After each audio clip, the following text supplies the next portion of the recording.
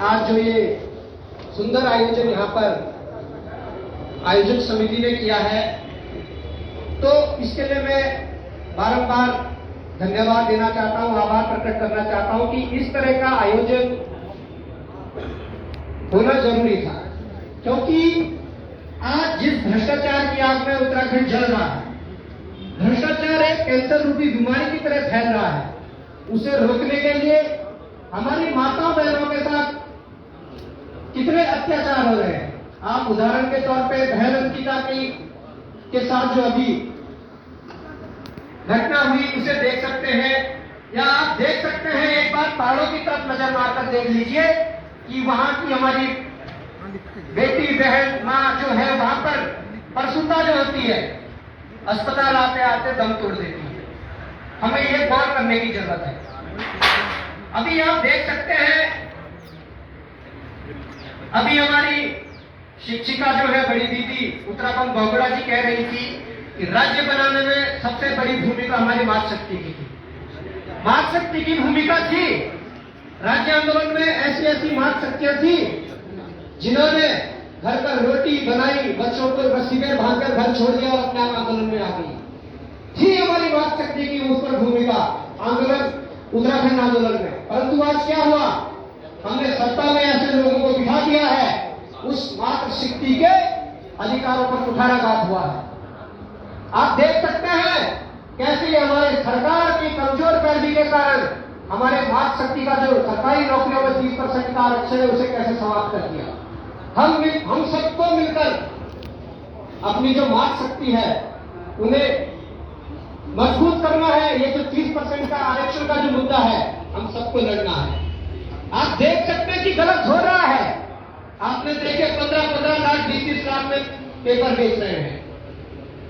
हम निरंतर प्रयास कर रहे थे। हमने जब 5 मार्च 2018 को संगठन का निर्माण किया, इस गांधी पार्क से ही संगठन का निर्माण किया, उसके बाद जब हम निरंतर इसमें लगे रहे, हमें तो पता था, हमने अपनी नौकरी को किनारा कर दिया कि एक बंदे की नौकरी अगर किनारा भी हो जाती है, हमारे भविष्य में हजारों लाखों बच्चों की जो नौकरियां सुरक्षित रहेगी। इसके लिए हम निरंतर लड़े। उसके लिए कई जेल यात्रा नहीं करी, उसके लिए कई मुकदमे भी झेल रहे हैं। परंतु उसका परिणाम यह हुआ कि 5 साल बाद अब जब भ्रष्टाचार खुला तो आज 50 से अधिक माफिया जेलों के अंदर है। ऐसा मत सोचो कि परिणाम नहीं निकलेंगे या हम क्या कर सकते हैं, एक आदमी क्या कर सकता है, ऐसा कभी नहीं सोचना चाहिए। हमें सकारात्मक रूप में इस चीज को ले जाना है। और यह हमारा सौभाग्य है कि हमारे बीच ऐसी महान मूर्तियां बैठी है, ऐसे विद्वान लोग बैठे हैं। अगर इन सबका जो अनुभव है और युवा शक्ति की जो जोश है, जो होश है, वो अगर दोनों मिल जाए तो शायद मुझे नहीं लगता कि जैसा आंदोलन उत्तराखंड बनाने के लिए हुआ था वैसा आंदोलन उत्तराखंड बचाने के लिए हो जाए तो स्थितियां नहीं सुधरेगी, जरूर सुधरेंगी। और ये हमें संकल्प लेना पड़ेगा। आज इस जो आयोजन है, इस आयोजन से जब हम घर की तरफ जाएंगे तो हम एक बार जरूर विचार करें कि हमारे बच्चों के साथ क्या हो रहा है। विधानसभा में आप देखिए, वो चाहे सरकार कांग्रेस की रही हो, भाजपा की रही हो, हम तो ये कहते हैं कि वहां पर सरकार ने क्या गेम पॉइंट खेला, कोर्ट चलेगी। और कोर्ट में वो कमजोर पैरवी सरकार इसलिए कर रही है कि उनके ही लोग उन्हें बाहर क्यों करेंगे। हम तो ये कहते हैं अगर सरकार इतनी पाक-साफ है तो एक विशेष सत्र बुलाया जाए। 2000 से लेकर 2022 तक जो इस तरह की नियुक्तियां हुई है, जो गलत तरीके से नियुक्तियां हुई है, उन्हें आप बाहर का रास्ता दिखाइए। उसके बाद कोर्ट भी कुछ नहीं कर पाएगा। परंतु नहीं, अपने लोगों को बचाना है।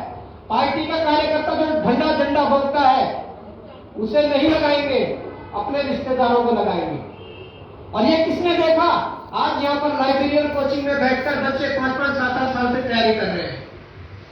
उनमें योग्यता है, वो प्रदेश की सेवा कर सकते हैं, परंतु वहां पर नौकरी किसे दी जा रही है?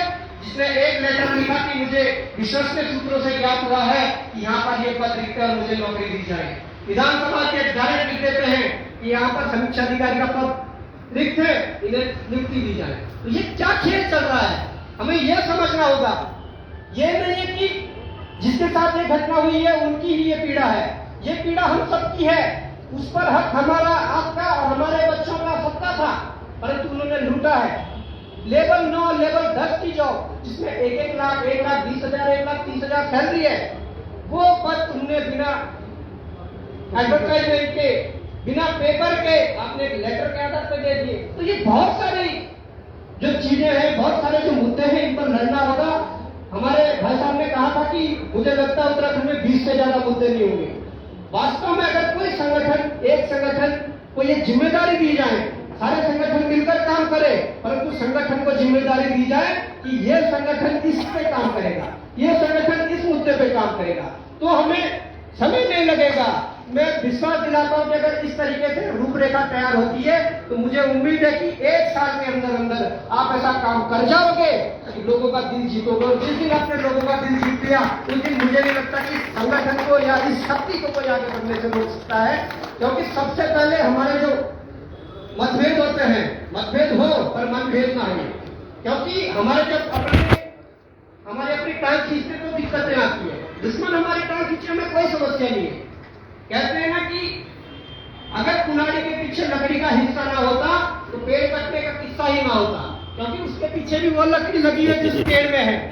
तो ये हमें समझना होगा। मुद्दे होते रहते हैं, उसका समाधान आपस में बैठकर करना चाहिए, परंतु इन मुद्दों के लिए, प्रदेश हित के लिए हम सबको एक मंच पर आकर लड़ना पड़ेगा और ये उत्तराखंड बचाने की इस लड़ाई को आगे बढ़ाना होगा।